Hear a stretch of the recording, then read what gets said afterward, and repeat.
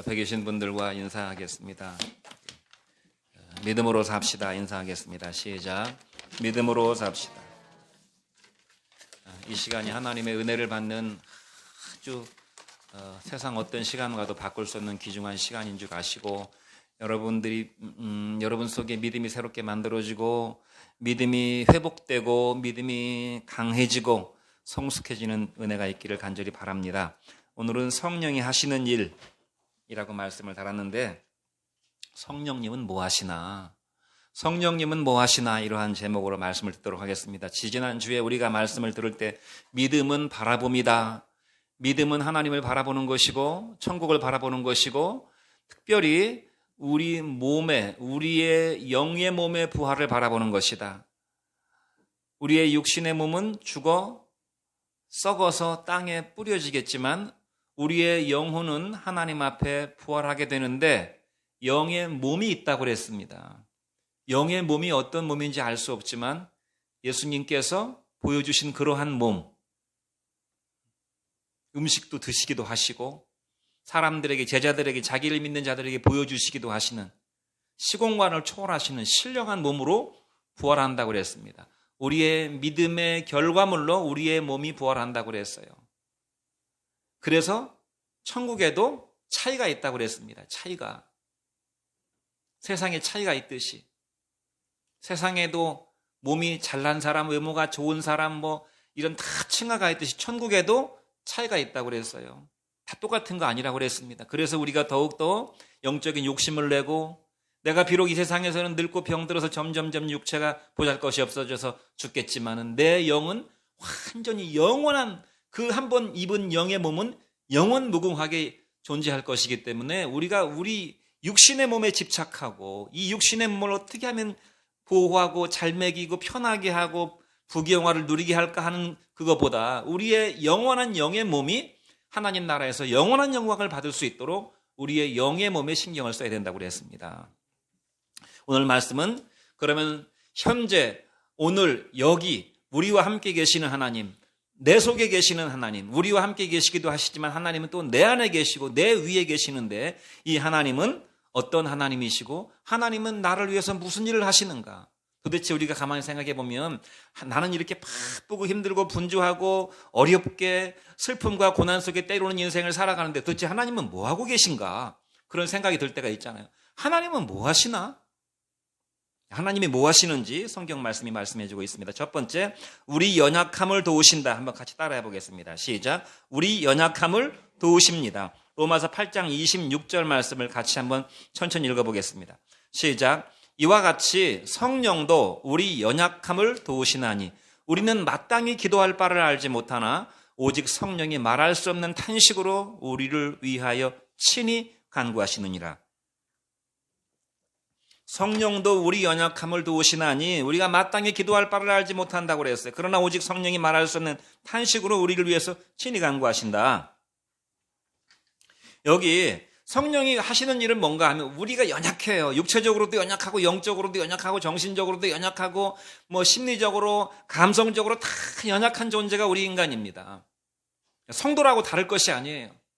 성도도 하나님께서 우리 영혼을 붙들어 주시고 우리를 지켜주시고 우리를 위로해 주시고 순간순간 치료해 주시니까 그렇지, 우리도 하나님이 없다면 우리 인생도 세상 사람과 다를 바가 없어요. 너무나 연약한 존재입니다.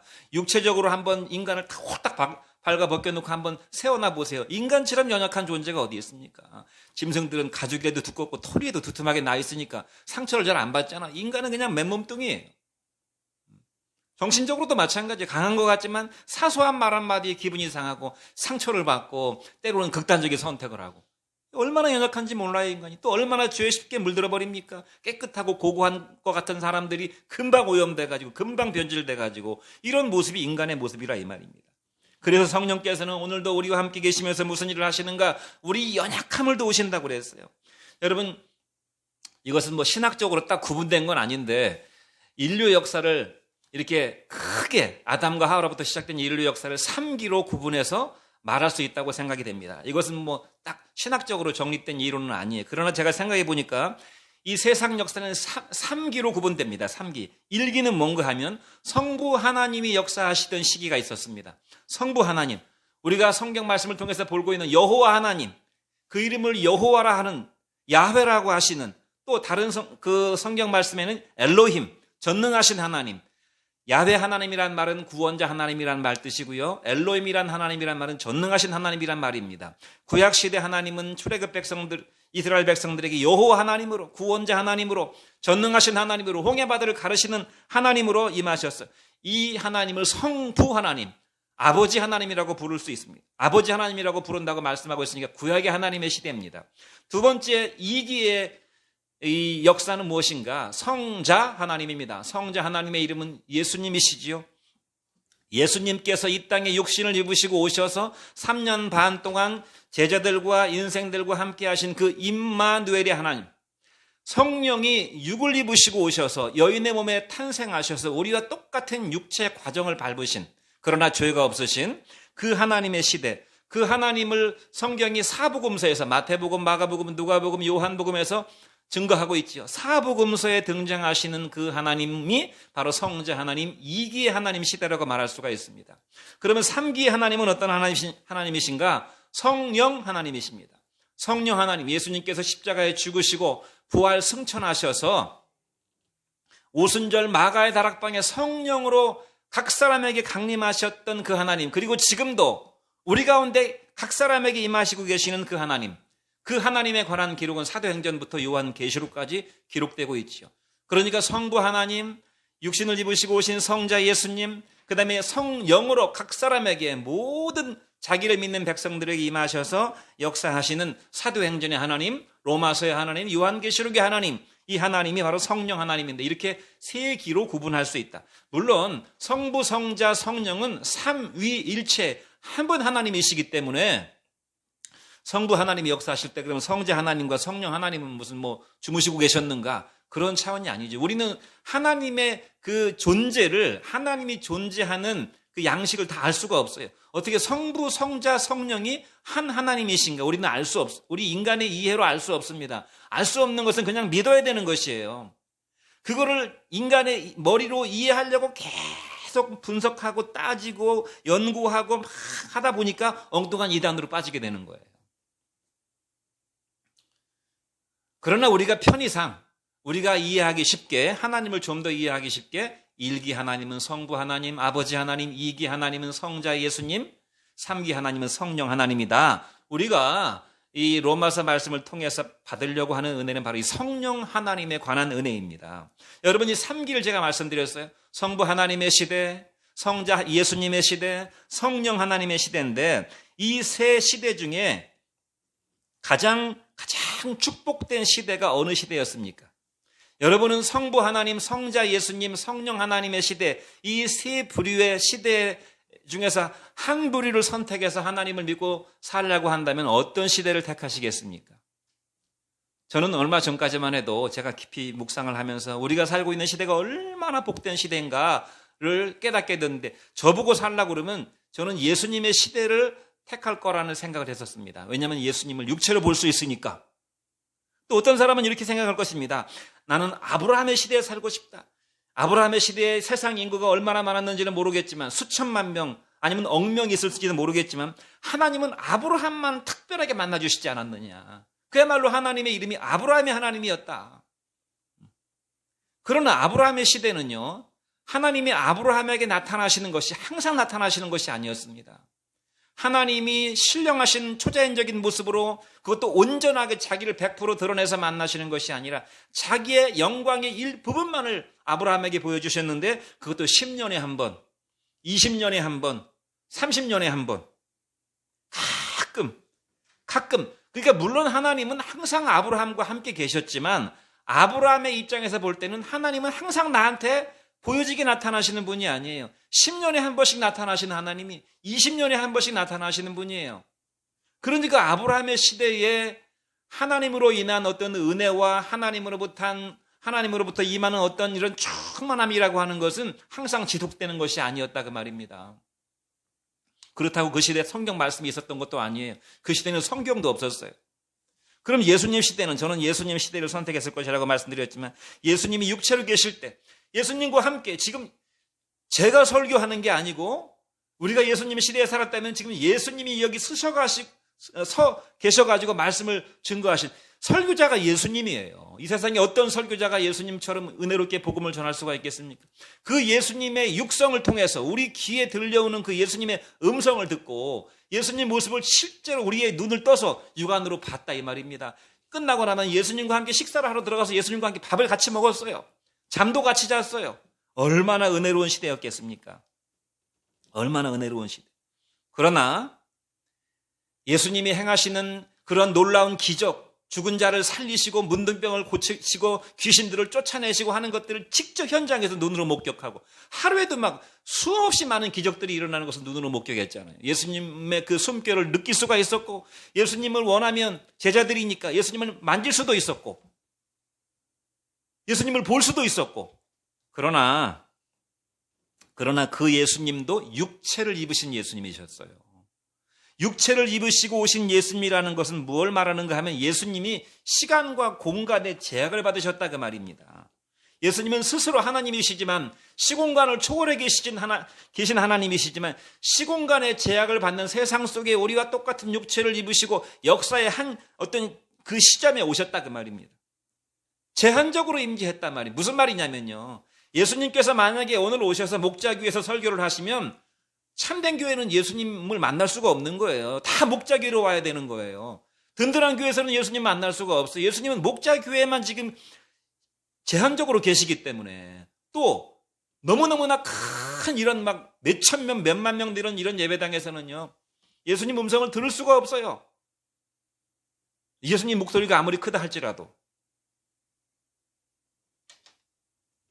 또 예수님께서 마태를 만날 때 베드로는 예수님을 만날 수가 없어요. 예수님은 동시에 여러 사람을 만나줄 수가 없으니까. 여러분 우리가 축복 중에 축복의 시대에 살고 있다는 사실을 알아야 됩니다. 축복 중에 축복의 시대. 우리가 베드로 시대에 사도 요한 시대에 마태 시대에 예수님을 만났으면 얼마나 좋을까. 기적도 날마다 기적 보고 근데 여러분 기적을 본다고 해서 믿음이 생겨나는 것은 아니었다는 사실을 알아야 됩니다. 우리는 기적을 보고 엄청난 막 이런 축복된 역사를 보면 믿음이 막 생겨날 것 같죠. 믿음은 봐서 생기는 것이 아니기 때문에 예수님의 그 무수한 기적을 가룟 유다는 예수님의 기적을 안 받겠습니까?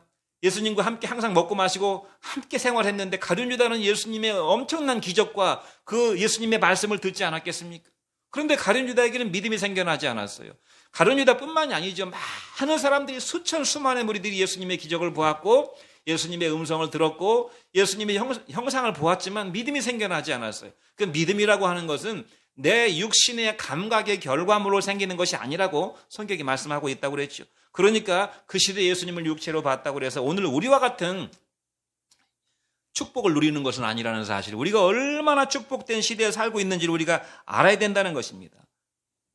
오늘 우리의 시대는 시공간의 제약을 받지 아니하시고 역사하시는 성령님, 시간과 공간에 여기서 우리가 예배드리지만 저 미국에서도 지금 거긴 밤이니까 몇 시간 후에 드리겠죠. 거기서도 주님 역사하시고 일본에서도 역사하시고 북한의 지하교회에서도 지금 사람들을 만나주고 계셔요. 시공간의 제약을 받지 않아요. 그래서 예수님께서 뭐라고 말씀하셨습니까? 믿음이 없는 이 시대를 보면서 예수님이 육체를 입으시고 오셔가지고 동시에 여러 사람을 만나줄 수 없으니까 한 사람 한 사람씩 찾으러 다니시는 그러한 역사 속에서 뭐라고 말씀하셨어요? 내가 불을 땅에 던지러 왔노니 이 불이 만약 너희들에게 붙었으면 내가 바랄 것이 무엇이 있겠느냐? 무슨 말씀입니까? 내가 성령을 주려고 너희들에게 왔다는 것입니다. 내가 이 성령을 너희들에게 주기 전에 내가 받아야 될 고난이 있다고 그랬어요.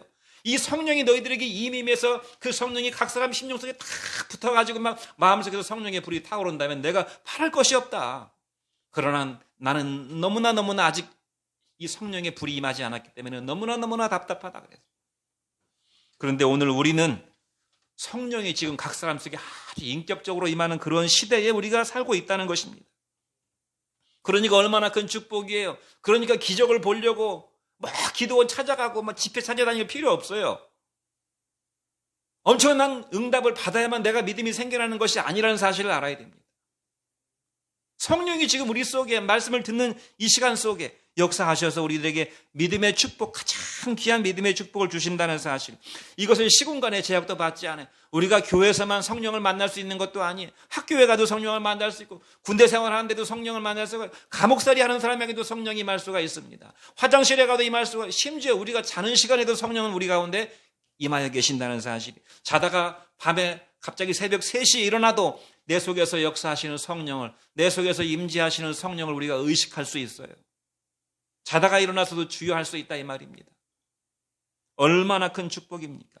그것도 이 하나님, 이 성령님은 1대1로 만나는 성령님이. 주님이 만일 지금 여기 와서 육신을 입으시고 설교하시면 주님은 성도 수에 따라서 100대1로 만나주시고 200대1로 만나주실 수밖에 없어요. 그러나 성령은 어떠십니까? 1대1로 지금 다 만나주고 계신다는 말입니다. 물론 예수님 시대에도 성령이 계셔가지고 성령이 시간과 공간을 초월해서 역사하시긴 했지만, 그때 임하신 성령님은 오순절 이후에 임하신, 오순절에 임하신 성령하고는 차원이 다른, 그야말로 성령불과 태양과 같은 이런 차이라고 말할 수 있어요. 1대1로 아주 나만의 하나님, 나만의 하나님으로 만나주신다 그 말입니다. 나만의 하나님, 인격적 관계로.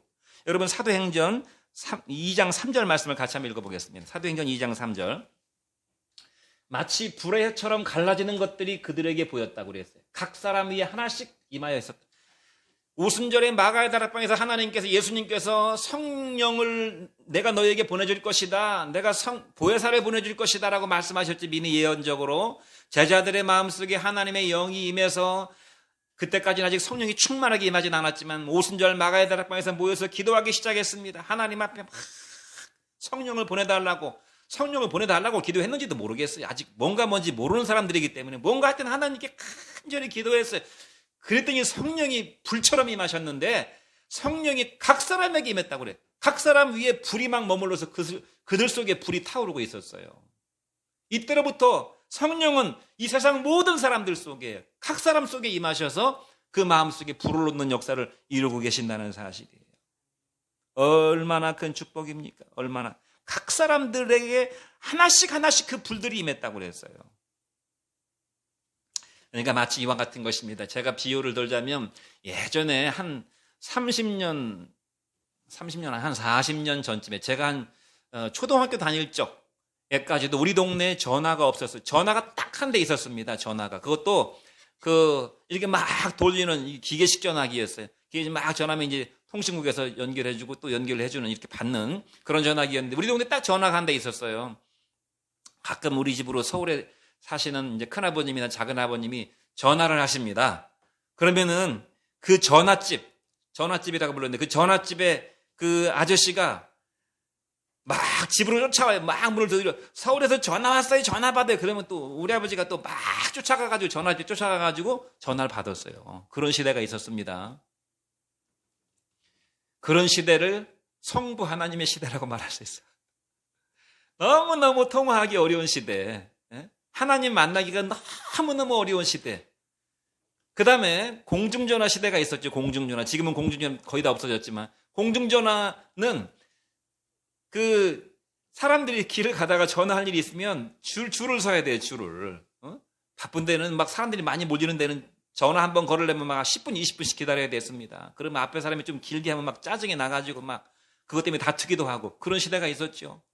그 시대가 성자 예수님의 시대입니다. 좀 나아졌죠. 성령 하나님의 시대는 어떤 시대입니까? 각자 휴대폰 시대예요. 언제든지 내가 전화 걸고 싶으면 언제든지 전화 걸 수 있어요.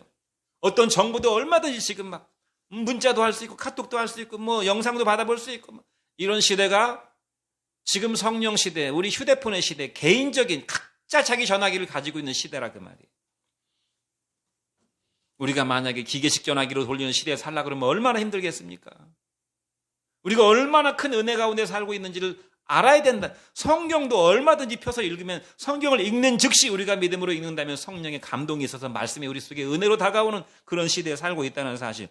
이것이 바로 성령이 우리를 지금 도우시는 하나의 단면이에요. 요한복음 16장 6절로 7절 말씀을 같이 한번 읽어보겠습니다. 요한복음 16장 6절로 도리어 내가 이 말을 하였으므로 너희 마음에 근심이 가득하였도다. 그러나 내가 너희에게 실상을 말하노니 내가 떠나가는 것이 너희에게 유익이라. 내가 떠나가지 아니하면 보혜사가 너희에게로 오시지 아니할 것이요 가면 내가 그를 너희에게로 보낼 것이라고 말씀했어요. 예수님께서 내가 십자가에 못 박히게 될 것이고 사흘 만에 부활하게 될 것이다. 내가 자꾸 아버지께로 간다. 내가 떠나가면 내가 너희들에게 보혜사를 보내줄 것이다. 이렇게 자꾸 이런 말씀을 하시니까 제자들이 믿음이 없어가지고 아직 성령의 감동이 없어가지고 이 말씀이 뜻이 무슨 뜻인지를 모르고 마음속에 예수님이 자꾸 어디를 가신다고 그런단 말이에요. 그러니까 마음에 불안이 찾아왔어요. 내가 이 말을 함으로 너희 마음에 근심이 가득하 있다. 마치 목자 잃은 양과 같이 부모를 잃어버리는 고아들과 같은 심정으로 제자들은 마음에 두려움과 근심에 휩싸였습니다. 근데 주님께서 뭐라고 말씀하셨어요? 내가 너희들에게 니네들이 실상을 몰라서 그렇지 내가 너희들에게 실상을 알려주는데 내가 떠나가는 것이 너희들에게 유익하다. 내가 떠나가지 아니하면 보혜사가 너희들에게 올 수 없다 그랬어요.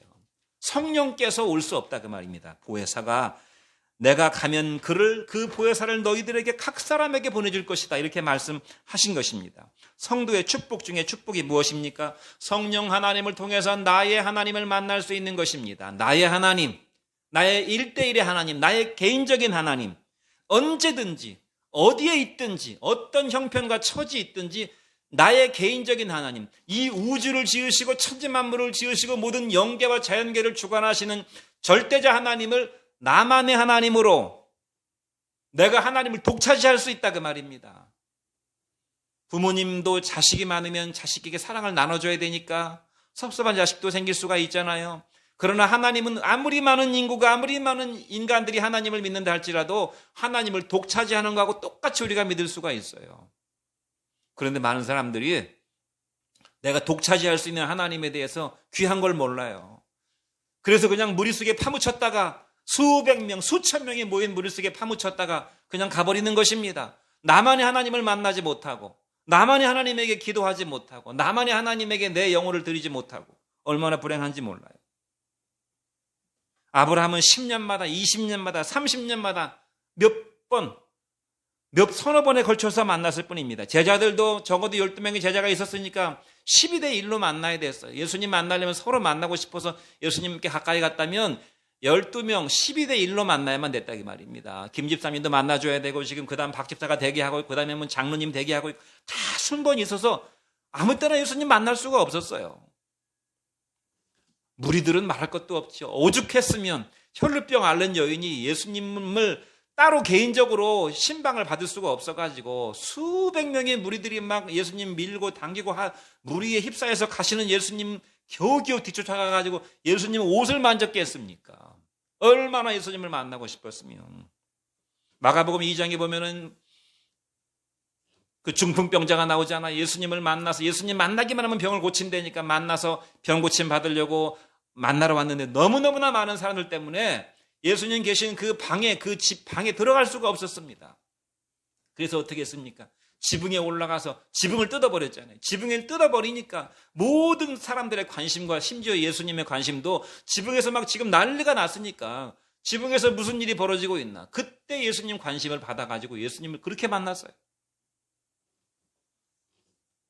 여러분 예수님 만나려면 막 옥상에서 줄 타고 내려서 만나야 된다고 생각해 보세요. 누가 교회 오겠습니까? 그런 심정으로 예수님 만나고 싶은 그런 심정으로 교회 오는 사람 몇 사람이나 있겠어요? 그렇게 예수님 만난다면 엘리베이터가 없으면 그 높은 교회 가지도 않는데 엘리베이터 타고 가야 그나마 겨우 갈까 말까고 조금 멀면 안 가버리는데요. 제가 몇 년 전에 벌써 한 10년이 넘었는데 4박 5일 코스로 김혜진 사모와 함께 부산의 풍성한 교회를 가서 그 두날개 사역을 했잖아요. 거기 가면 수천 명의 목사님들, 평신도들, 장로님들, 교사들이 와서 강연을 듣는데 마지막 날에는 목사님의 안수기도가 있습니다. 마지막 날 밤에 기도하고 밤 기도하고 막 1시간, 2시간씩 기도하면 목사님이 마지막에 이제 단으로 다 올라오고 싶은 사람은 올라오라고 하는데 목사님들이 먼저 올라오라고 그래요. 목사님들. 그것도 목사님이라는 타이틀이 있어야 올라가. 그럼 거기 앉아서 막 그 단 위에 올라가서 한 30명씩 줄 서가지고 막 안수 받으려고 기다리고 있어요. 그러면 다 끝나면 또 목사님들이 올라오고 막 1시간 이상 기다려야 되는 그런 상황 속에서 그 안수 한번 받아보려고 목사님 안수. 그 김성원 목사님이라는 분이 뭐 대단한 신령한 분도 아닌데 그래도 뭔가 있으니까 하나님이 뭔가 역사하시지 않으시까 그 안수 받으려고 막 기도하고 있으면 목사님이 지나가면서 한번 탁 터치하고 지나갑니다. 터치하고 지나가는 시간이 불과 5초도 안 돼요. 그냥 탁 머리 안수하고 그냥 지나가요. 그 5초 한번 받아보려고. 여러분, 워렌 버핏이라는 사람이 있죠. 워렌 버핏.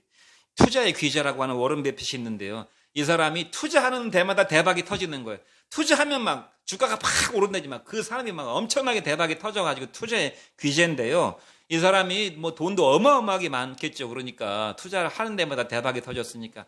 다른 사람들이 이 사람도 어떤 그런 안목이 있어가지고 투자하면 다 엄청난 대박이 터져서 돈을 그렇게 많이 버나. 그래서 이 사람하고 한번 시간을 내가지고 조언을 받으려고 점심 식사 약속을 잡는 그런 프로그램이 있다고 그럽니다. 근데 만나기가 너무너무 어려워가지고 뭐 엄선을 해가지고 만나주는데 만날 때 그냥 만날 수가 없어요. 돈 내고 만나야 됩니다. 밥 먹는데. 돈을 어마어마한 돈을 내고 만나는 거예요. 작년도에 2019년도에 2000년부터 2020년까지 계속 이런 행사를 벌여왔는데 2019년도에 457만 달러라고 하는 돈을 내고 점심을 같이 먹었 사람이 있다는 것입니다. 그러니까 이 사람은 그냥 보통 사람은 아니죠. 우리 같은 그냥 일반 서민은 아니고 아마 사업하는 사람일 텐데 457만 원, 54억 원짜리 점심을 먹어. 54억 원짜리. 54억 원을 내야 이 사람하고 밥을 먹을 수가 있어요. 물론 그 돈은 이 행사가 가난한 사람들을 위한 돈으로 쓰여지는 그런 기부 형태로 주어졌기 때문에 어쨌든 근데 밥을 한번 먹으려고 54억 원을 냈다 이 말입니다. 사람 한번 만나는 것도 귀한 사람은 그냥 만날 수가 없어요. 시간 잡아도 돈을 갖다 바쳐도 만날 수가 없어요. 대통령한테 우리가 한 1억 원 줄 테니까 좀 만나주세요. 그러면 만나주겠습니까? 안 만나줘요. 1억 준다고 안 만나줍니다. 한 100억 정도 준다고 그러면 만나줄까요? 그런데 하나님은 어떠십니까? 항상 만나주세요. 항상. 그런데 우리는 그 만남을 별로 귀하게 생각하지 않아요. 그 만남을. 항상 만나줘가지고 항상 만날 수 있으니까 별로 대단치 않게 생각하는지는 몰라도 항상 만나주신다. 그 성령님은 무슨 일을 하시는가? 성령은 헬라 말로 파라클레토스인데 파라란 말은 옆에란 뜻이고 클레토스란 말은 돕는다 그런 말입니다. 이것을 번역해서 우리말로 한문으로 보혜사라고 그랬어요. 보혜사. 보호할 보자에다가 은혜 해자에다가 스승사자를 붙여가지고 우리를 보호해 주시고 우리에게 은혜를 베푸시는 선생님이시다. 또 다른 말로 컴포터, 위로자라고 번역하기도 했고 또 다른 성경에는 변호사로 번역을 했습니다. 변호사. 그러니까 우리를 항상 위로해 주시고 우리를 도와주시고 은혜를 베푸시고 우리를 변호해 주시는, 우리는 죄인이기 때문에 주님의 변호가 필요합니다. 안 그러면 사단의 송사를 받아서 죄인으로 살다가 죄책감 속에 살다가 죽어야 돼요. 근데 주님께서 능력이 많으시고 우리를 위해서 자기 몸을 버리시기까지 희생하시는 변호사시기 때문에 100% 다 주님의 변호를 받으면 어떤 흉악한 죄인이라도 다 무죄 판결이 나와버리는 거예요. 제가 우리 시골 재산 때문에, 시골 집 때문에, 재산이라고 할 것도 없는 그 작은 시골 집 때문에 10년이 넘게 고생을 하고 있는데 제가 돌이켜보니까 제가 무능한 변호사를 만났어요. 불성실한 변호사를 만났어요. 결과적으로 보니까 정말 조금은 신경을 쓰고 열심히 있는 변호사 같았으면은 지금 우리가 지나온 시간의 한 절반 안에 다 해결했을 텐데 무지해요. 변호사가. 무지하다는 것은 그 사람이 법적 지식이 없어 무지한 것이 아니라 신경을 안 쓴다 그 말입니다. 신경이 안 쓰면 아이디어가 떠오르지 않잖아요. 우리를 위해서 신경을 안 써주니까 아주 돌고 돌아서 이렇게 간다 이 말이에요.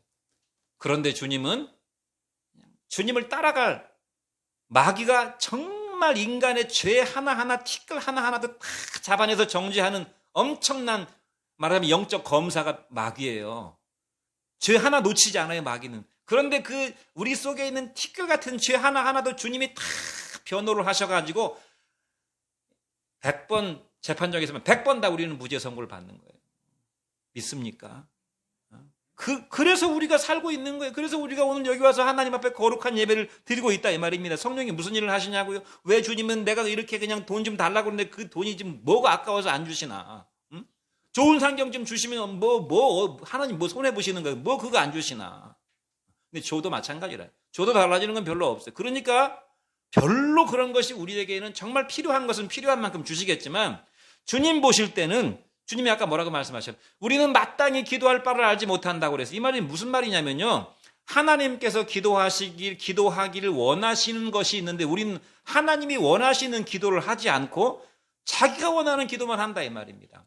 하나님이 원하시는 기도를 해야 그것이 우리의 영혼에 진짜 유익하고 영혼이 유익한 것인데 우리는 우리가 원하는 기도만 한다는 거예요. 그래서 성령께서 우리가 마땅히 기도할 바를 알지 못하나 성령이 오직 말할 수 없는 탄식으로 우리를 대신해서 성령이 신음하시면서 기도하신다는 것입니다. 신음하시면서. 그래서 그 덕에 우리가 이만큼이라도 영적인 생활을 하고 사는 줄로 믿습니다. 성령은 무슨 일을 하십니까? 믿음의 씨를 심으시고 믿음을 자라게 하시고 믿음의 열매를 맺게 하십니다. 우리가 끝까지 믿음의 열매를 맺을 수 있는 유일한 길은 성령께서 우리를 위해서 지금도 말할 수 없는 탄식으로 기도하시기 때문에 그런 것이. 히브리서 12장 2절 말씀은 뭐라고 말씀했습니까? 믿음의 주요 온전케 하시는 이 일을 예수를 바라보라고 그랬어요. 믿음의 주님 되시며 온전케 하시는 이이신 예수를 바라보라. 믿음의 주님이란 말은 믿음을 시작하신, 믿음을 이니시에이트 했다.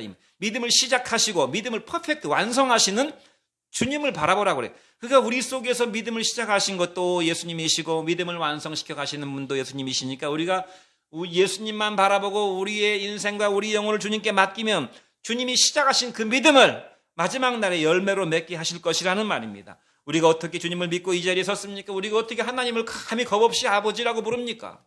우리가 어떻게 주님의 거룩하신 몸의 지체가 되었습니까? 우리가 어떻게 하나님 앞에 예배를 드리고 하나님 앞에 기도하고 천국을 감히 꿈이나 꿀 수 있겠습니까? 100% 성령의 도우심의 역사라는 사실을 기억해야 됩니다. 100%. 제가 가끔 아이들에게 화가 나면 너 나가 이놈의 새끼야 이러면서 이제 이렇게 혼을 내면 나갈 때가 있어요. 가끔 나갑니다. 나갈 때가 있는데 일부러 제가 이놈의 새끼 이제 나가면 나갈 데가 갈 데가 없잖아요. 그러면 너 교회 가서 일주일 동안 근신하고 있어. 그러면 이제 교회 가서 일주일 동안 근신해야 되는 걸로 알고 이제 교회 와서 하룻밤 이틀밤 잔 우리 아들들도 있어요. 내 생각 같아서는 너 한 3개월 동안 교회 가서 먹을 것도 갖다 줄 테니까 교회 가서 생활해. 이렇게 그런 마음으로 이제 혼을 내지만 사실은 일주일도 못 가요. 왜 그러는가 하면 나가라고 해서 나갔는데 저녁에 되면은 우리 이삭이도 얼마 전에 나갔었는데 저녁이 되면은 날 춥고 얘가 어디 갔을까 막 찾으러 다닙니다. 막 중산공원에 찾으러 다니고 그 혜태사거리 막 그다음에 무슨 막 PC방 들어가서 전부 뒤져보고 찾으러 다녀요. 전화도 해보고.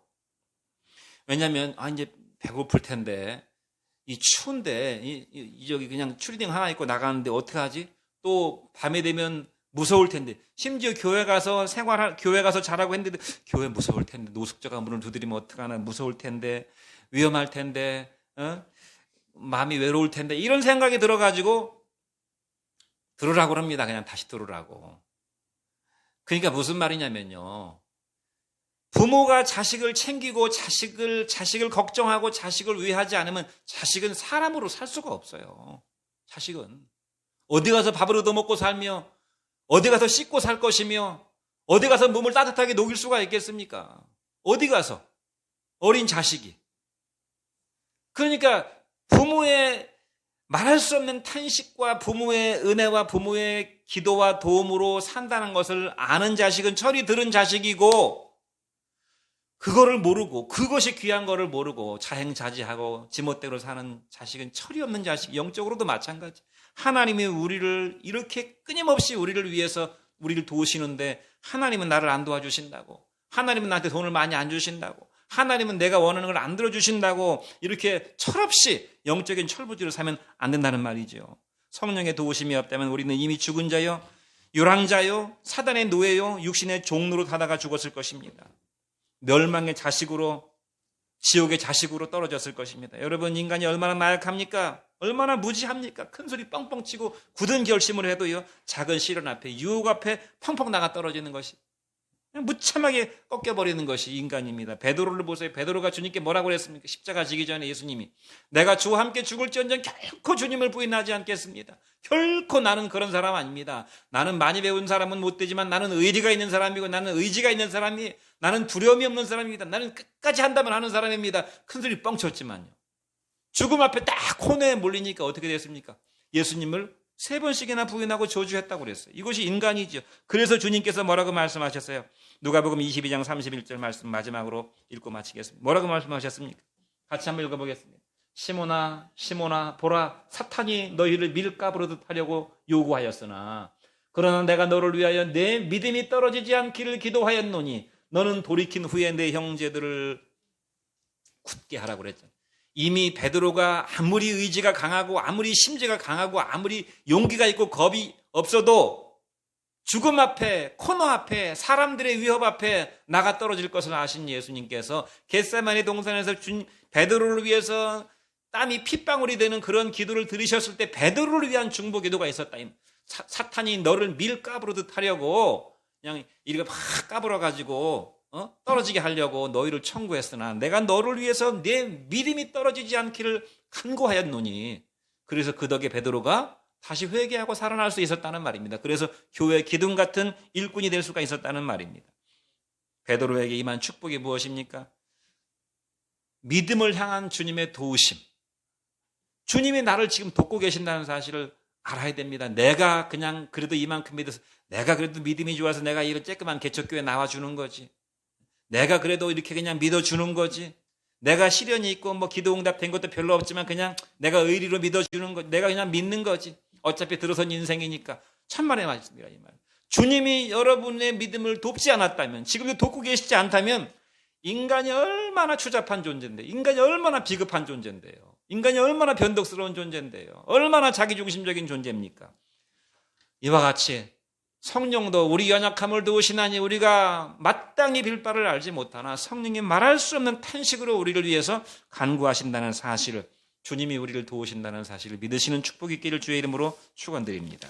기도하겠습니다.